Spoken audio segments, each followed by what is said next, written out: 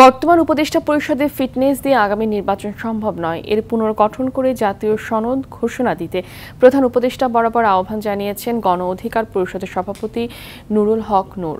মঙ্গলবার দুপুরে ঢাকা রিপোর্টার্স ইউনিটিতে কোটা সংস্কার আন্দোলন থেকে রাষ্ট্র সংস্কার আন্দোলনের আলোচনা সভায় কথা বলেন তিনি। এ সময় দলের সাধারণ সম্পাদক রাশেদ খান বলেন, জুলাই মাসেই জাতীয় জুলাই সনদ ঘোষণা করতে হবে। শহীদ মিনারে কোনো ঘোষণাপত্র আমরা মানব না এবং এই সরকারকেই জুলাই সনদ ঘোষণা করতে হবে। লিখিত ডকুমেন্ট ছিল, সেখান থেকে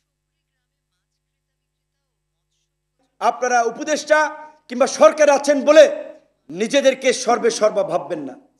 আন্দোলনের স্টেক হোল্ডারদের মতামতকে প্রাধান্য দিন, তারা কি বলছে সেটি গ্রহণ করুন, সেইভাবে কর্মপদ্ধতি ঠিক করুন। আজকের এই বর্তমান উপদেষ্টা পরিষদের যে আমরা ফিটনেস দেখতে পাচ্ছি, এই ফিটনেস দিয়ে জাতীয় নির্বাচন সম্ভব নয়। সরকার চলবে না।